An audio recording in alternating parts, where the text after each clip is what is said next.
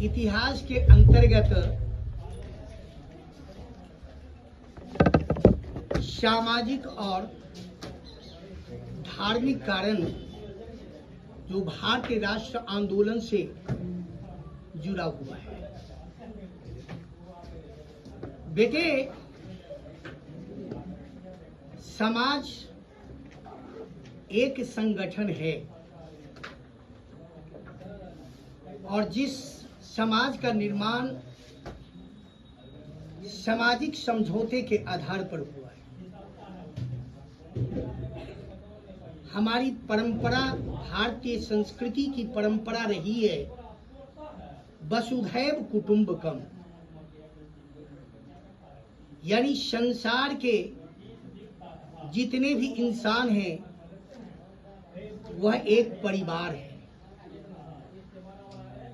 और एक परिवार का कर्तव्य होता है दूसरे परिवार के सुख दुख में सहयोग देना।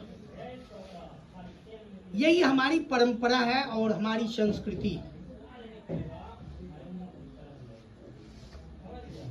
भारतीय समाज में महिलाओं को देवी के रूप में सम्मान दिया जाता है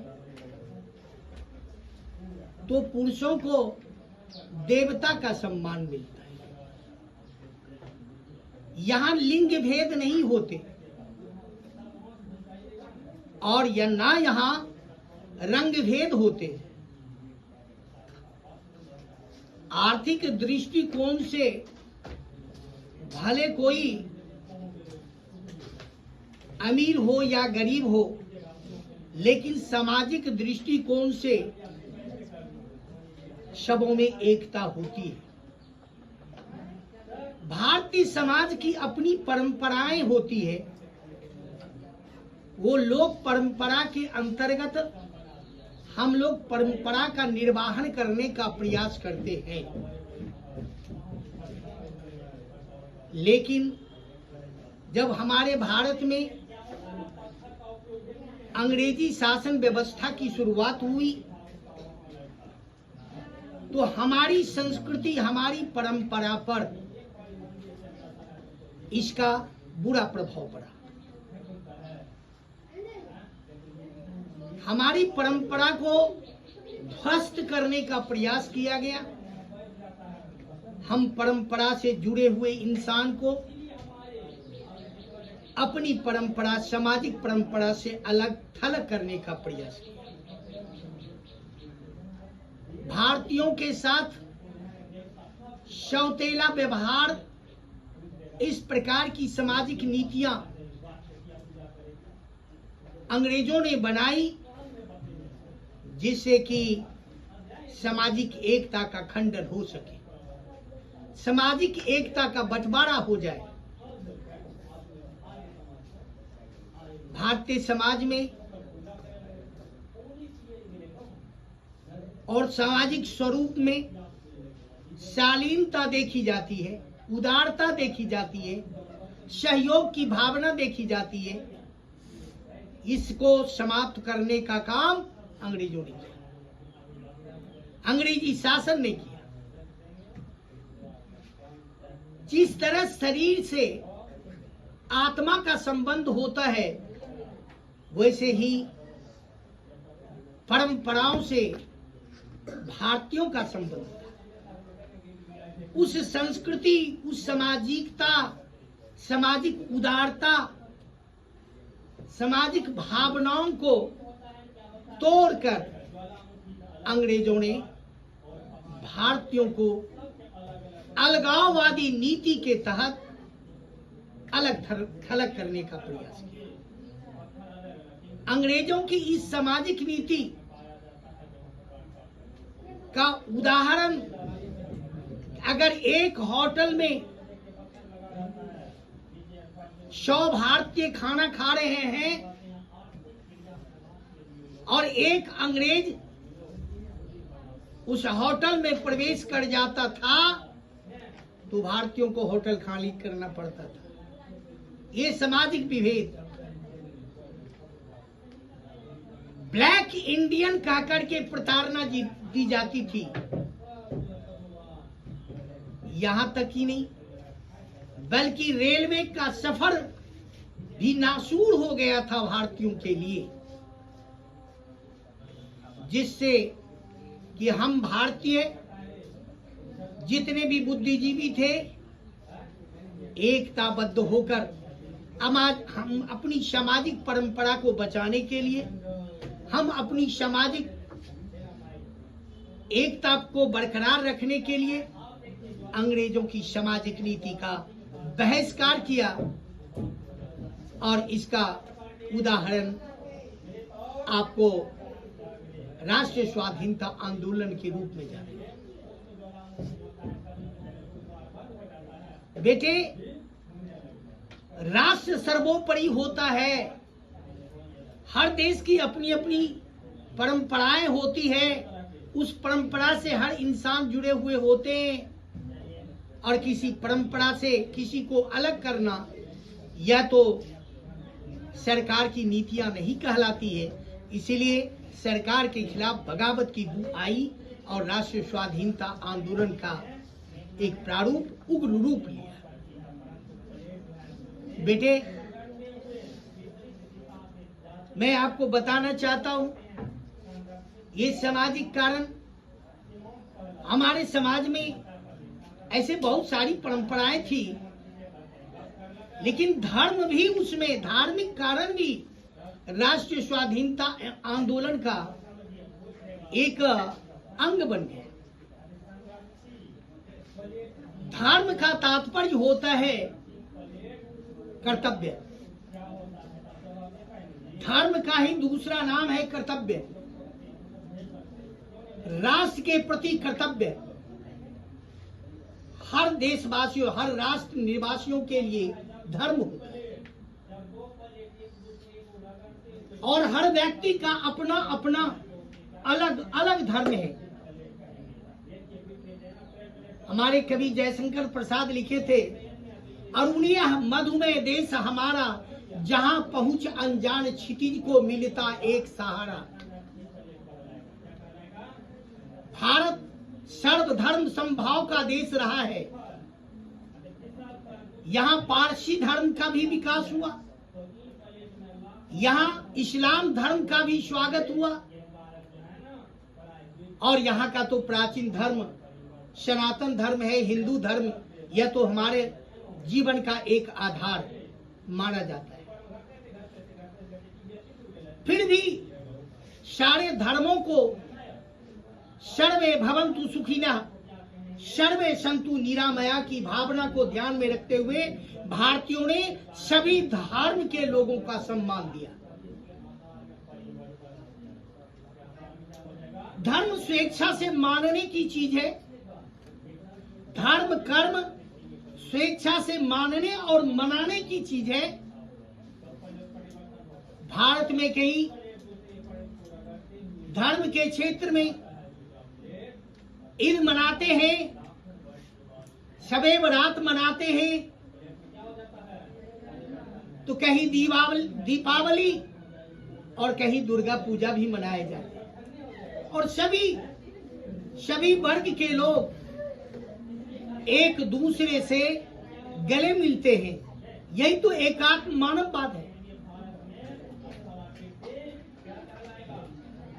बेटे, इन सभी धर्म के बाद एक नया धर्म आया जिसे हम लोग ईसाई धर्म कहते हैं और ये ईसाई धर्म ऊपर से लादने का प्रयास किया गया, फिर भी भारतीय उसे स्वीकार किया। ईसाई मिशनरियों की बहाली हुई अंग्रेजी सरकार के द्वारा। ईसाई पादरियों के द्वारा ईसाई धर्म का प्रचार प्रसार किया गया। भारतीयों को ईसाई धर्म मानने के लिए प्रलोभन दिया गया।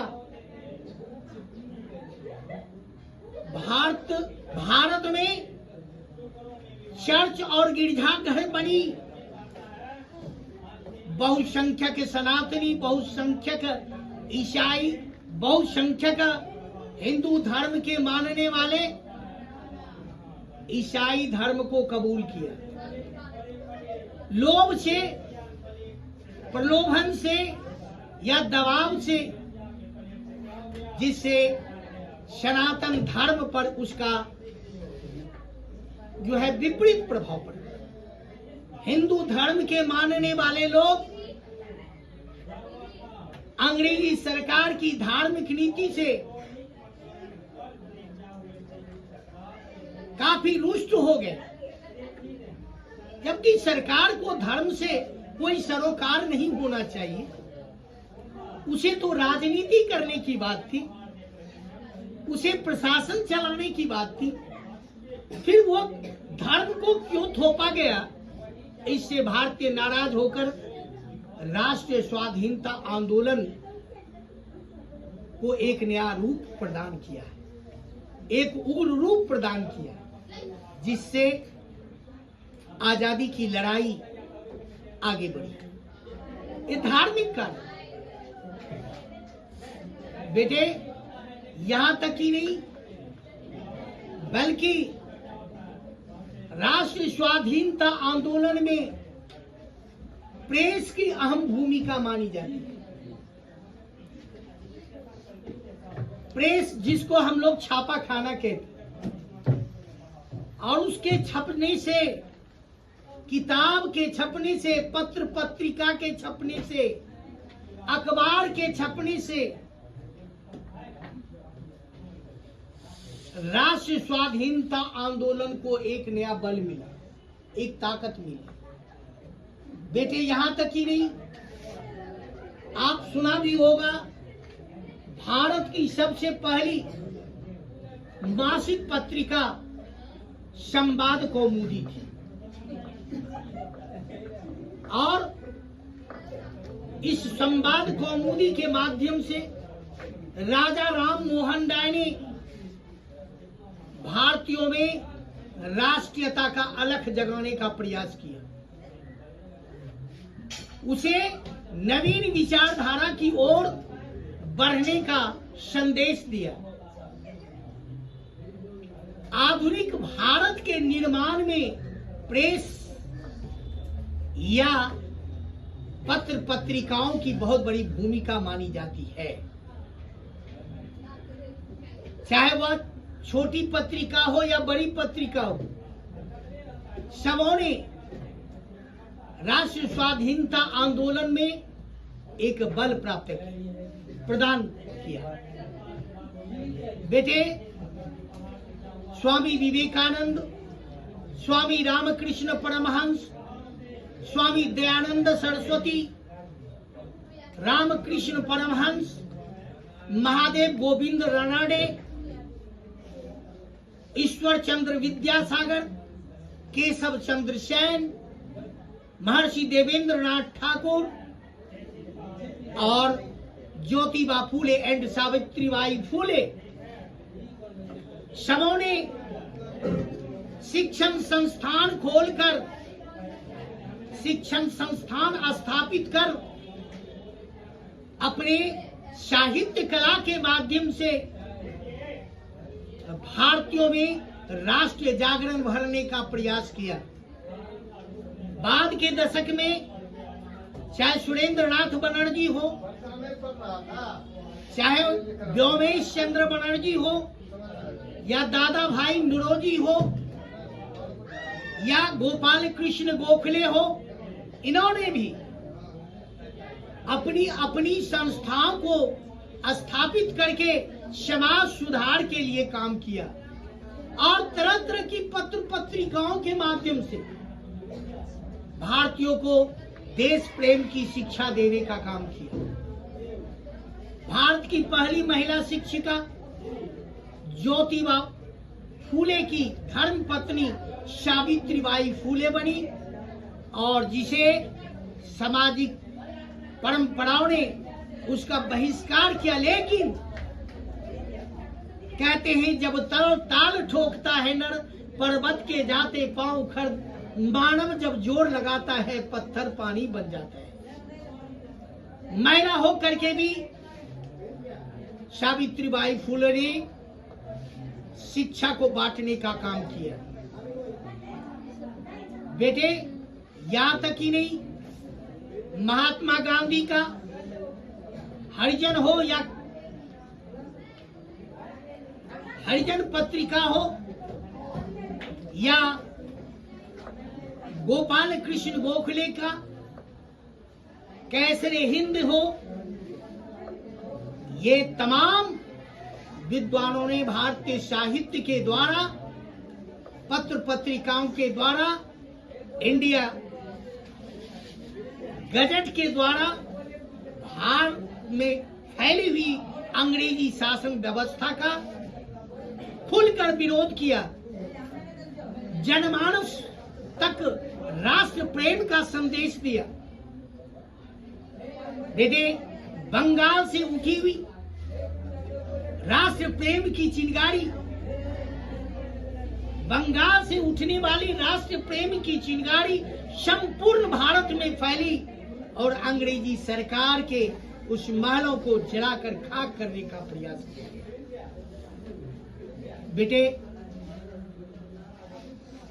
इस बीच में बहुत सारी गवर्नर और वायसराय के माध्यम से भारतीयों को शैतानी शोषण करने का काम किया, लेकिन जिसमें राष्ट्र प्रेम की ज्वाला धधक गई हो तो फिर वह पीछे पैर कैसे कर सकता है।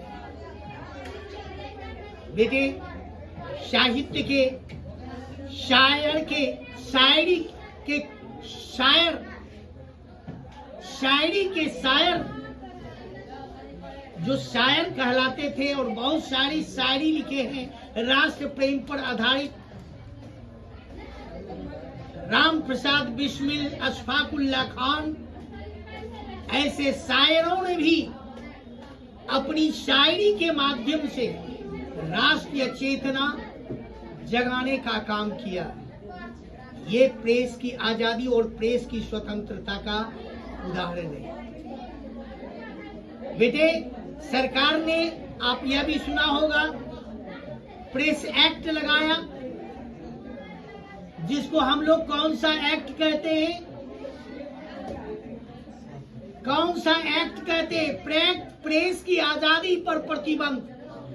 जबकि हम ये जान रहे हैं कि प्रेस लोकतंत्र का चौथा स्तंभ होता है, जो सरकार और अधिकारी के अवगुणों को आम जनता तक पहुंचाने का काम करता है। सरकार और सरकारी अधिकारी के विचारों को जनता तक पहुंचाने का काम करता है, जिससे जनता में राष्ट्रीय चेतना का भाव पैदा होती है। उस प्रेस की आजादी पर प्रतिबंध लगाया, जिसको हम लोग कहते हैं वर्नाक्यूलर एक्ट। Vernacular act. देखिए, अगर प्रेस नहीं होता तो इस विशाल भारत, जो उत्तर हिमालय से लेकर दक्षिण कन्याकुमारी तक और गुजरात के कच्छ से लेकर अरुणाचल के गलवान घाटी तक फैली हुई भारत के बहुभाषीय लोगों को एकता के सूत्र में गूंथने का काम यहाँ के प्रेस और प्रेस से छपने वाली पत्र पत्रिका और अखबार का बहुत बड़ा योगदान। तो इस तरह राष्ट्रीय स्वाधीनता आंदोलन के अंतर्गत मैंने आपको पूर्व में राजनीतिक कारण, आर्थिक कारण और अभी आज सामाजिक कारण, धार्मिक कारण और प्रेस यानी समाचार पत्र या पत्र पत्रिका की अहम भूमिका मानी जाती है, और जिसने भारतीयों में राष्ट्रीय चेतना का मार्गदर्शन कराया और भारत में उग्र राष्ट्रवाद का उद्भव हुआ। जिस मैंने यह भी कहा कि भारतीय राष्ट्र आंदोलन को 4 चरण में डिवाइड किया गया है।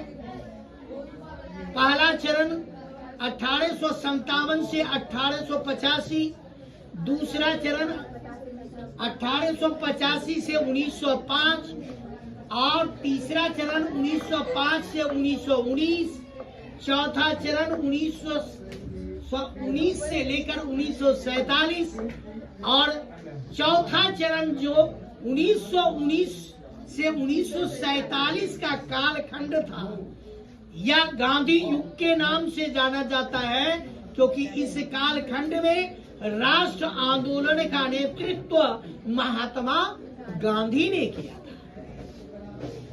इसलिए इसे गांधी युग कहा गया। इस गांधी के नेतृत्व में, महात्मा गांधी के नेतृत्व में आमरण अनशन, जलियांवाला बाग हत्याकांड के खिलाफ आमरण अनशन किया गया। जलियांवाला बाग हत्याकांड के खिलाफ 1920 में असहयोग आंदोलन किया गया, जो 1920 से 1922 ईस्वी तक चला। महात्मा गांधी के नेतृत्व में नमक सत्याग्रह या दांडी यात्रा किया गया। 1917 में किसान आंदोलन का नेतृत्व महात्मा गांधी ने किया और उनका यह आंदोलन चंपारण सत्याग्रह के नाम से जाना गया। बेटे 1942 में भारत छोड़ो आंदोलन का नेतृत्व महात्मा गांधी ने किया। विदेशी वस्तुओं का फतवा जलाया गया, विदेशी वस्तुओं का बहिष्कार किया गया और 15 अगस्त 1947 ईस्वी में हमारा भारत आजाद हुआ, स्वतंत्र हुआ और हम स्वतंत्रता की सांस ली। बेटे, इस तरह हम देखते हैं कि आजादी के इस प्रखर सेनापति ना जाने कितने सेनापति आजादी के आंदोलन के अपने जीवन को आहुति दिया और उसी के उस कुर्बानी का परिणाम स्वरूप आज भारत आजाद हुआ और हम गणतंत्र भारत के निवासी कहलाए। और आज गौरव की बात हम कह रहे हैं कि दुनिया का सबसे बड़ा लोकतांत्रिक देश भारत को इस तरह का सम्मान मिला। इसी के साथ में आपको धन्यवाद व्यक्त करते हुए क्लास छोड़ रहा हूँ। बहुत बहुत धन्यवाद।